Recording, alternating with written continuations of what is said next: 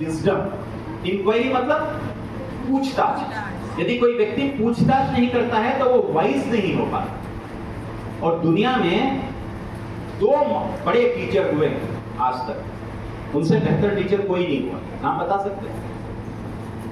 2 दुनिया के सर्वश्रेष्ठ टीचर बताइए। हाँ बोलो बेटा। हाँ वेरी गुड, आपने तो बढ़िया नाम बताया। मैं एक नाम बताऊंगा जिसको आपने सोचा नहीं होगा। बताऊं? बैठो आप। एक है जो आपके मोबाइल में है, जो पीला और लाल और ऐसे रंग का गोला होता है। गूगल। गूगल। तो गूगल से बढ़िया टीचर कोई नहीं है। ये टीचर मैं हम सारे थोड़ा बहुत बता पाएंगे, एक पेज बता पाएंगे, लेकिन गूगल उसका कई पेज निकाल दे। तो उससे बड़ा कोई टीचर है? नहीं। और एक दूसरा टीचर होता है, कौन? वो प्रोफेसर गूगल है। और एक है डॉक्टर, डब्ल्यू से स्टार्ट होता है, विकिपीडिया। दूसरा है डॉक्टर विकिपीडिया। ये दोनों ग्रेट टीचर हैं, ठीक। लेकिन इनके रहते में ये सारे टीचर्स की जरूरत क्या है? हम तो उससे पढ़ सकते हैं, ऑनलाइन में पढ़ सकते हैं, स्वयं में पढ़ सकते हैं, मूक में पढ़ सकते हैं, कोर्सेरा में पढ़ सकते हैं, इंटरनेट में पढ़ सकते हैं, बहुत सारे हैं। तो ये टीचर्स और हम सब की जरूरत क्या है बताइए? हम जब आते हैं कहीं पर, आपने सुना होगा एक और वर्ड, पंच करना पड़ता है। जानते हैं पंच? आते हैं ना महाविद्यालय में, क्या लगाना पड़ता है? अंगूठा उन लोगों को लगाना पड़ता है जो लोग पढ़े लिखे लोग। देखो दुनिया कहां ले आ रही है। हमें अंगूठा लगाना पड़ता है कि हम उपस्थित हैं करके, ठीक। तो हम अब क्या कर रहे हैं? अब हम दूसरे तरीके से उसको लेते हैं। तो हमने क्या किया? हमें अपनी उपस्थिति दिखाने के लिए हमने अंगूठा लगाया, लेकिन हम अंगूठा छाप हैं क्या? नहीं। हम तो क्या हैं? पढ़े लिखे लोग हैं। मैं आपसे प्रश्न क्या किया था? अभी जो बोल रहा था वो क्या था? कुछ पूछा था ना आपसे? क्या? प्रोफेसर गूगल और डॉक्टर विकिपीडिया। तो इनकी जरूरत क्या है? यदि आप लेट से आए और जहां इंप्रेशन लगाना, वो इंप्रेशन जो है, बहुत बारिश हो रही थी, साइकिल पंचर हो गया, तो वो आपकी बात को मानेगा नहीं। वो क्या कहेगा? You are late. लेकिन ये सर या ये मैम यदि क्लास ले रही हैं और देख रही है बारिश हो रही है और अब भीग गई हैं, उसके बाद भी क्लास में आ रही हैं और आप कहती हैं मैं आई कमिंग मैम, तो आपको क्या कहेंगे? आने देंगे और बोलेंगे किसी के पास तौलिया हो तो दे दो, बेचारी बहुत भीग गई है। तो इनके पास क्या है? इनके पास इमोशनल कोशेंट, इनके पास भावनात्मक गुणक है। इनकी भावनाएं उमड़ कर आती हैं कि लड़की भीग गई है बेचारी, इसको ठंड लग रही है, इसको पहले क्या करें? कपड़े से पोंछ लेंगे। लेकिन वो कंप्यूटर या वो प्रोजेक्टर या वो हाथ का ऐसे इंप्रेशन लेने वाला उसको करेगा? नहीं करेगा। तो इसीलिए उसके मुकाबले में कौन अच्छा हुआ? टीचर। दूसरा, वो कंप्यूटर आप जितना बोलेंगे उसका उत्तर देगा, उससे ज्यादा उत्तर नहीं देगा। आप जो पूछेंगे उसी का उत्तर देगा, उससे ज्यादा उत्तर नहीं देगा। तो गूगल, एक गाना सुनाओ किशोर कुमार का, तो the song of Kishore Kumar has been found here and please listen to the song, ऐसा करके वो आ जाएगा। फिर एक और क्या होता है? एक और बोलते हैं ना, एक और होता है जिससे बोलते हैं, हाँ क्या? Alexa, right. Alexa, I want to hear a Coldplay song. There is a list of Coldplay songs. Which one you would like? You can choose. फट बोल देगा, ठीक। आपने एलेक्सा से पूछा तो एलेक्सा उसका जवाब देती है। लेकिन टीचर क्या करते हैं? उससे ज्यादा जवाब देते हैं, उससे बेहतर कम्युनिकेट करते हैं, आपसे हर तरीके से कम्युनिकेट करते हैं। तो टीचर का सारे लोगों से जुड़ाव होता है, तो उसको हम क्या कहते हैं? सोशल कोशेंट, सामाजिक गुण। तो इसलिए मनुष्य कौन सा प्राणी है? सामाजिक प्राणी। रहता कहां है? समाज में। तो वो समाज से जुड़ता है। तो ये जो कंप्यूटर है, ये जो मोबाइल है जिससे ये वीडियो बन रहा है, ये केवल और केवल इंटेलिजेंट कोशेंट या फिर एक और होता है एआई, आर्टिफिशियल इंटेलिजेंस। आर्टिफिशियल मतलब प्राकृतिक की कृत्रिम मतलब जो ओरिजिनल नहीं है। तो इंटेलिजेंस जो ओरिजिनल नहीं है उसी को क्या कहते हैं? Artificial intelligence. एक क्लास में एक टीचर ने एक सवाल दिया, right 7 wonders of the world. क्या कहा? Write seven wonders कितने of wonders? 7. दुनिया के 7 आश्चर्य हैं। तो एक ने लिखा एफिल टावर, एक ने लिखा ताजमहल, एक ने लिखा हैंगिंग गार्डन ऑफ बेबीलोन, एक ने लिखा पीसा की मीनार, एक और लड़की लिख रही थी इसके जैसे। और जैसे ये मैडम गई उसने ऐसा हाथ रख दिया। क्यों रखा? ताकि टीचर देख ना पाए। हम समझते हैं कि हर टीचर हर चीज जानता है या जानती है, इसलिए हाथ रख दिया। दोबारा फिर हाथ रख दिया। टीचर ने वो हाथ को उठाया और देखा कि कुछ लिखी है, तो उसको ले आए कहां पर? ऐसे स्टेज में सारे बच्चे बैठे थे। इनसे पूछा आपने क्या लिखा? इसने कहा मैम मैंने तो पीसा की मीनार लिखी। इनसे पूछा क्या लिखे? इसने कहा हैंगिंग गार्डन ऑफ बेबीलोन। इनसे पूछा आपने क्या लिखा? इन्होंने कहा ताजमहल। उनसे पूछा क्या लिखा? तो उन्होंने कुछ और लिखा। इस बच्ची से पूछा आपने क्या लिखा? तो बड़े संकोच से डरते हुए बोली कि मैंने लिखा नोज। क्या लिखा? फिर दूसरा क्या लिखा? तो उन्होंने कहा टंग। टंग मतलब जीभ. तीसरा क्या लिखा? तो उसने लिखा आईज। चौथा क्या लिखा? तो उसने कहा स्किन। तो सारे बच्चे हंसने लगे क्योंकि वो 7 वंडर्स ऑफ द वर्ल्ड नहीं थे। तो उसने टीचर से क्वेश्चन किया मैम आपने मुझे क्या कहा था, या पूरे स्टूडेंट्स को क्या कहा था? क्या कहा था? 7 वंडर्स ऑफ द वर्ल्ड लिखना। ये नहीं कहा था कि वो वंडर्स कौन से होंगे। इन बच्चों ने जो लिखा है ये सब मैन मेड वंडर्स हैं। कौन से वंडर्स हैं? मैन मेड मतलब मानव के द्वारा निर्मित। और मैंने जो वंडर्स लिखा है वो गॉड क्रिएटेड वंडर्स। कौन से वंडर्स? अब वो जो खाना था क्या क्या था आपके पास? भात, दाल, सब्जी। उसकी वैल्यू को कौन बढ़ाया? या तो बिजोरी बढ़ाया या तो पापड़ बढ़ाया। ठीक, ये क्या हो गया? Value added course. इतना हो गया। अब इतने में भी काम नहीं हुआ। इसके बाद हमने आपको खाने में अचार दिया। आम का भी हो सकता है, नींबू का हो सकता है, कटहल का हो सकता है, मिक्स का हो सकता है, गाजर का हो सकता है, बहुत सारे अचार। लेकिन अचार बनाने में भी आपको क्या चाहिए? सबसे बन जाता है अचार? नहीं। अचार बनाने के लिए भी क्या चाहिए? स्किल चाहिए। क्या चाहिए? स्किल चाहिए। और यदि स्किल नहीं हुआ तो स्किल में से एस हटा दीजिए। हाँ, सोसाइटी आपको क्या कर देगी? किल कर देगी। किल मतलब किसी काम के नहीं रहेंगे आप। और किल में से क्या हटा दीजिए? किल मतलब बीमार। वो गलती हो गई तो हो गई, उसके लिए जीभ को क्यों कष्ट देना? हो गई तो हो गई, गलती तो इंसान से ही होती है ना, हो जाता। तो स्किल समझ में आया? हम इल हैं।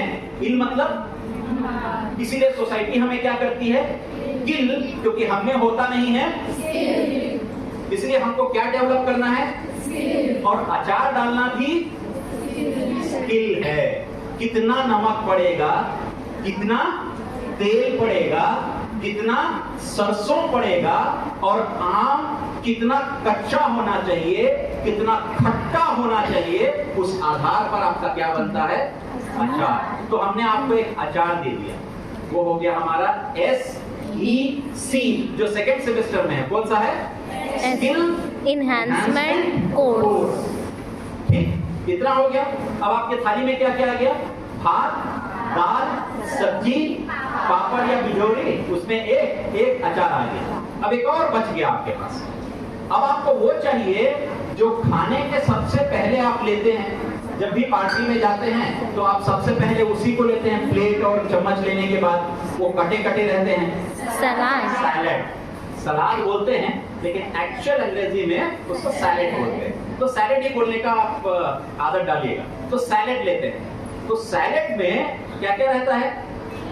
खीरा रहता है, और वो पताल रहता है, मुरई रहता है।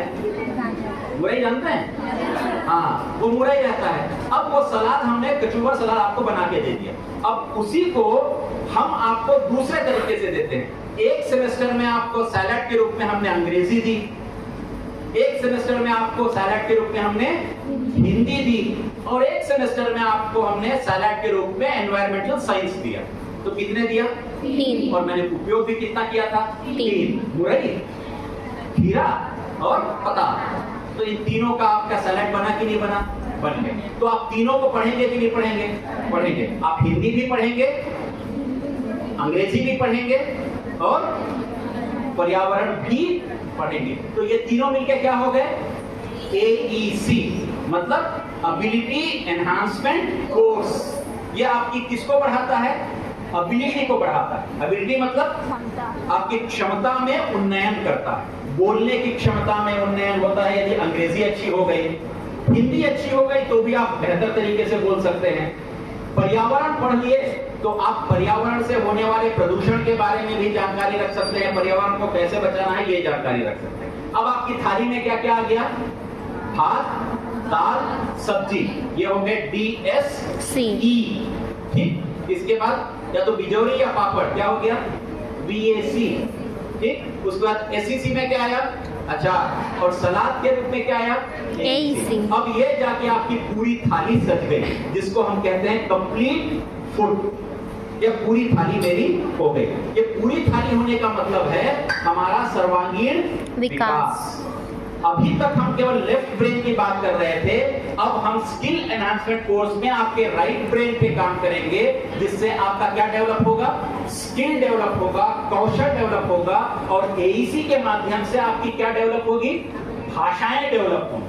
आप कितनी अच्छी हिंदी बोल सकते हैं, कितनी अच्छी आप अंग्रेजी बोल सकते हैं, और टक्का बढ़िया आपन छत्तीसगढ़ी में गोठियाए सकिया, इसको भी हम टेस्ट करने का प्रयास किसके द्वारा करते हैं? AEC के द्वारा। इसलिए राष्ट्रीय शिक्षा नीति पुरानी नीति से बेहतर इन मामलों में है कि हमें अपना सर्वांगीण विकास के लिए अलग अलग संकायों के विषय को पढ़ना चाहिए।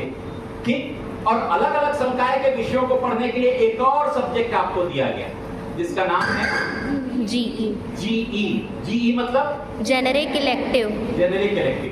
ये घंटा घर देखे हैं? इससे कोसाबाड़ी की तरफ जाइए तो एक पार्क मिलता है पार्क। उस पार्क के बगल में एक बड़ी सी दुकान है, जेनेरिक दवाइयों की दुकान। देखा है? एक मेडिकल स्टोर है जेनेरिक। तो जेनेरिक दवाइयां मतलब किसी पर्टिकुलर कंपनी की नहीं होगी। वो ड्रग जो है, उस ड्रग का यूज करके कई सारी कंपनी बनाती हैं। आप यदि उससे क्रोसिन मांगेंगे तो वो क्रोसिन नहीं देगा, आपको पेसिमॉल दे देगा या और कुछ दे देगा, अलग अलग नाम के होंगे। तो ये जेनेरिक इलेक्टिव का मतलब ये हुआ कि यदि मैं वाणिज्य संकाय का हूं तो मैं वाणिज्य संकाय को छोड़कर मेरे महाविद्यालय में अन्य जो संकाय संचालित हैं उनके अंतर्गत मेरे महाविद्यालय में पढ़ाए जाने वाले विषयों में से एक विषय ले सकता हूं। यदि मैं आर्ट्स का हूं तो क्या लूंगा? साइंस या फिर कॉमर्स। और साइंस में क्या लूंगा? आर्ट्स महाविद्यालय में संचालित है। मान लीजिए महाविद्यालय में बॉटनी है, जूलॉजी है, केमिस्ट्री है, फिजिक्स है या मैथमेटिक्स है, तो इनमें से मैं एक लूंगा। और यदि मैं कॉमर्स का हूं तो किसमें से लूंगा? साइंस या आर्ट्स से। आर्ट्स या फिर साइंस से लूंगा। और कौन सा लूंगा? जो इस महाविद्यालय में संचालित। मैं आर्ट्स का विद्यार्थी हूं और मुझे पढ़ना है जियोलॉजी। क्या पढ़ना है? जियोलॉजी। मेरा नाम कशिश वैष्णव है और मैं BA सेकेंड सेमेस्टर की स्टूडेंट हूँ। तो मेरा सवाल था कि अभी सवाल है कि अभी हमारा सुधार रहा हूँ ना, भाषा है ना। हाँ मतलब बीत चुका है और है मतलब अभी चल रहा है। तो सर मेरा प्रश्न है कि अभी हमारा फर्स्ट सेमेस्टर का रिजल्ट आया था, जिसमें किसी में लिखा है कि पास है, किसी में लिखा है फेल है। तो ये तो समझ आ रहा है कि पास है फेल है, लेकिन किसी में प्रमोटेड लिखा है, तो उसमें थोड़ा सा कंफ्यूजन हो रहा है कि वो क्या है। तो वो अगर कंफ्यूजन सर किसी में GE में लिखा है और मतलब एग्जैक्टली तो याद नहीं आ पा रहा है, लेकिन प्रमोटेड लिखा है जिसमें मुझे कंफ्यूजन हो रहा है, तो वो आप दूर कर सकें। इसका प्रश्न समझ में आया? इसकी कशिश समझ में आई आपको? इसकी कशिश ये है कि जो हमारा मार्कशीट है उसमें 3 चीजें हैं, एक पास है, दूसरा फेल है, तीसरा है प्रमोटेड। तो प्रमोटेड क्यों लिखा है? वो प्रमोटेड इसलिए है कि आप सेमेस्टर 1 से सब्जेक्ट में प्रमोटेड लिखा है कि तो नीचे में प्रमोटेड लिखा है? नीचे में प्रमोटेड लिखा है। तो प्रमोटेड मतलब फर्स्ट सेमेस्टर से आप सेकेंड सेमेस्टर में आपको प्रमोशन दे दिया गया। एक और बात, एक सेमेस्टर में कितने क्रेडिट होते हैं? 4। एक सेमेस्टर में टोटल क्रेडिट 20। दूसरे सेमेस्टर में 20। यदि आप एक सेमेस्टर में 20 क्रेडिट में 0 क्रेडिट पाते हैं, कितना? जीरो। जीरो पाने में कोई बुराई नहीं है, क्योंकि जीरो का आविष्कार भी भारत में ही हुआ था, आर्यभट्ट ने किया था। और यदि मैं जीरो पाता हूं तो मैं गर्व के साथ कहता हूं कि मैं जीरो पाया, क्योंकि आविष्कार भी किसने किया? हम ही ने तो किया। तो जीरो पाने में क्या दिक्कत है? और जीरो बहुत बढ़िया है। मैं जीरो से आपको सारे अंग्रेजी का अल्फाबेट बना सकता हूं। जीरो में से ऊपर का मिटा दीजिए, क्या बन गया? यू। नीचे डंडी खींच दीजिए, वाई। दो जीरो बना के इधर एक लाइन खींच दीजिए, बी। इधर जीरो बना के इधर काट दीजिए, सी। इधर का बना के इधर काट के एक लकीर खींच दीजिए, डी। जीरो बना के एक लकीर खींच दीजिए, पी। जीरो बना के पेट फाड़ दीजिए, ठीक। जीरो बना के नीचे का मिटा के ऐसी लाइन खींच दीजिए, ए। जीरो जीरो बना के इधर इधर को मिटा दीजिए, क्या बन जाएगा? जेड। तो बच्चा जब कोई चीज आपसे लेता है, पेन लेता है, कुछ भी लेता है, तो बच्चा सबसे पहले बनाता क्या है? गोला बनाता है। और हम जैसे अंग्रेजी के टीचर उसको अंग्रेजी पढ़ाते हैं तो बनवाते हैं ऐसा, टेढ़ी रेखा ऊपर जाती है, एक रेखा ऐसे उतरती है, एक ऐसे आती है, तो क्या बनता है? ए। फिर एक रेखा ऐसे खींचते हैं, एक इधर लाते हैं, एक इधर खींचते हैं, तो क्या बनता है? तो हम शुरुआत किससे करते हैं? टेढ़ी मेढ़ी रेखा से। अंत किसके करते हैं? टेढ़ी मेढ़ी रेखा से। और बच्चा शुरुआत किससे करता है? ओ से। तो ओ से अल्फाबेट बन सकते हैं कि नहीं बन सकते? कभी कोशिश किया? नहीं। ये कोशिश करना चाहिए, इनोवेशन। ऐसे तो आपने जो पूछा था वो पहले सेमेस्टर में 20 क्रेडिट में 0 क्रेडिट भी पाए तो भी आपको प्रमोट कर दिया जाएगा, 5 क्रेडिट भी पाए तो प्रमोट कर दिया जाएगा, 4 क्रेडिट भी पाए तो प्रमोट कर दिया जाएगा, यदि 20 में 20 भी पाए तो भी प्रमोट रहेगा, ठीक। लेकिन सेकंड सेमेस्टर से थर्ड सेमेस्टर में जाना है तो पहले सेमेस्टर का कितना क्रेडिट? 20। दूसरे सेमेस्टर का कितना क्रेडिट? 20। दोनों मिला के कितना हुआ? 40। उसका 50% पाना।